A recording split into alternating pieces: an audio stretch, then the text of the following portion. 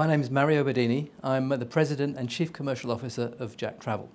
I studied business studies and I also spoke a couple of languages through Italian through my parents and French through studying. So I thought tourism seemed like a good way forward. I started off by working in a small local tour operator near where I lived.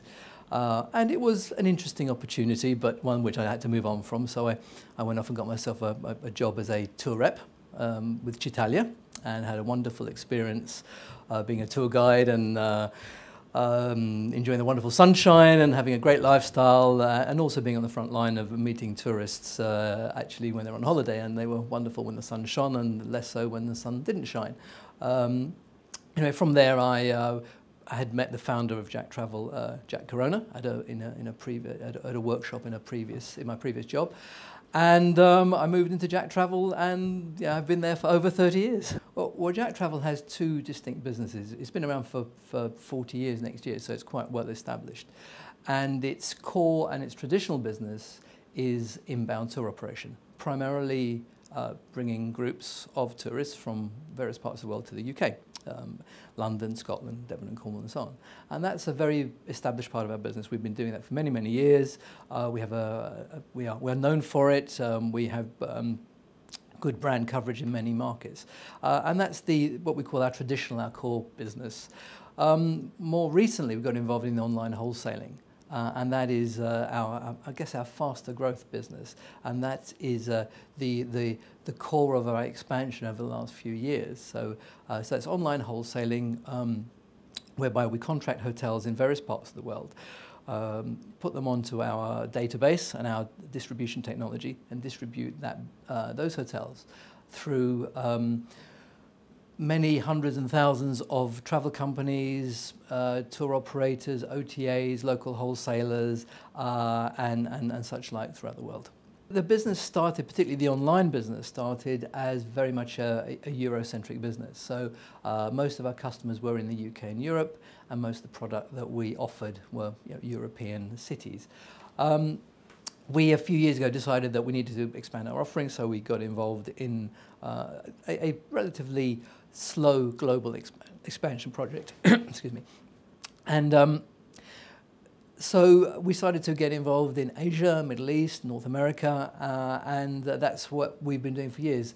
Now that the growth in the world is broadly the emerging markets, we are fast-tracking what we're going to do in those markets. So we're looking at much faster expansion of both product and sales in the Middle East, through a new office which we've opened in Dubai, in Asia through an office in Hong Kong, and in the United States and South America through local representation and local contracting bases there.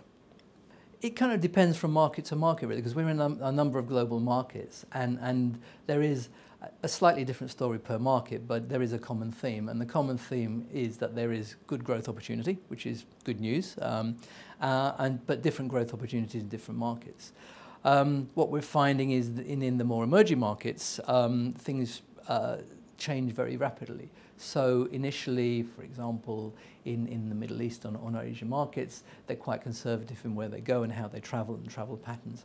But once they've travelled once or twice, perhaps to Europe, then from doing the very safe destinations, the very safe modes of travel, then they will get into being a bit more adventurous, going it alone, going to new places. So it does move very, very quickly. So that's one area. The other area, of course, is the internet and online distribution is changing very rapidly, particularly as technology develops very, very quickly. New technology providers open up a lot of different opportunities in terms of destination hotels and other related services. So big opportunity, but slightly different pattern in different markets. The trends in the market are very much, it's fast moving, so clearly, particularly in the emerging markets, things are happening quickly. So those that embrace technology clearly move faster. Technology isn't always a good thing, because there is good technology and bad technology. So, but embracing technology is very, very important. That, of course, means they have more choice. They have more opportunities to compare price, to look at a new product, and of course, people are not willing to wait very long now. So everything is much faster. So it is about speed, it's about choice, it's about embracing technology, and it's about really competing with, and a lot of our customers do compete with the large OTAs, and having to be on the button and knowing what they're doing, how quickly they're doing it, and offering a lot of choice. I think it's knowing what you want to do, making a decision and sticking with it. Because not everybody wants to go down the technology route. So technology is fine for those who want to do it, and if you're going to do it, you have to do it well. You have to bite the bullet, invest the money, and follow it through. You can't play at technology. But if you don't want to go down the technology route, then I think you have to decide what you're going to do and do it well. Be it niche, be it specialization, be it added value, but whatever you have to do it well, stick with it, follow it through, and don't keep on changing course, because that means that you will not be good at anything, and you'll just play at a lot of things. I guess a few things stick out, and probably from a business point of view, it was, number one, embracing technology. It was a big move for us, and one which we didn't really fully understand at the time what we were doing. We didn't fully understand the extent of the commitment we were making, but we did it. We made a lot of mistakes along the way, but it really has been important to us in terms of developing the business. Linked to that, it's taking us out of our comfort zone, going from being very much a UK-centric business, whereby we knew the UK well, and going into areas where we actually weren't so comfortable, and we were having to learn new things, new cultures, new ways of doing business, and it would have been easy to not do it. But we did it. We thought, well, we have a choice. We can stay small, or we can go for growth, and we went for growth. And actually, it wasn't easy at all times, and certainly the expenditure was way beyond what we expected, but the end result was worth it. So ultimately, getting through that was pretty important. On a personal note, probably the most thing I'm most proud of recently is decided to get into cycling, and getting over the initial fitness issues, and then start to cycle up mountains and realise that actually I could do it, even though I was a little bit older. And so that was quite a personal achievement, which I was very, very proud of, and delighted that I did it, and now love my cycling. Whatever we do, however you distribute, we're still selling holidays, and holidays are dreams, and that however the end consumer gets there, they have high expectations, and it's got to go well.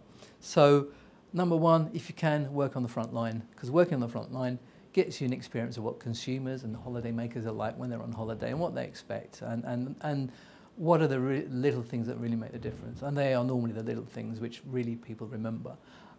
So if you can, work on the front line. If you can, work in all aspects of the business so you get a feel for how difficult it is to put the beginning to end product together.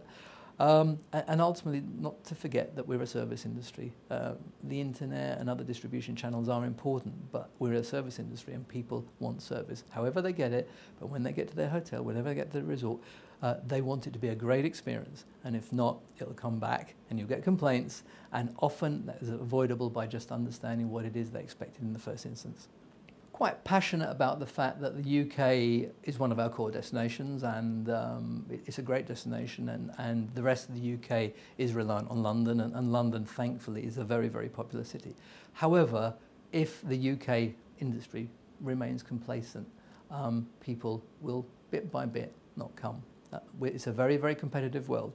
There's a lot of people competing for consumer spend all over the world, and whilst the UK has a great product, and thankfully London is a great driver, and we have great destinations like Devon and Cornwall and Wales and Scotland and so on and so forth, but unless we compete at every level and promote and invest, we will slip down the rankings. And then when we've gone from 7 to 8 to 9 and 10 in the rankings, we'll wonder what happened, and it'll be very hard to get back. So my advice really is, everybody concerned from government downwards, let's continue to understand how important tourism is to the country, how many people it employs, and the fact that let's not let it slip, because we will regret it in 10, 15, 20 years' time.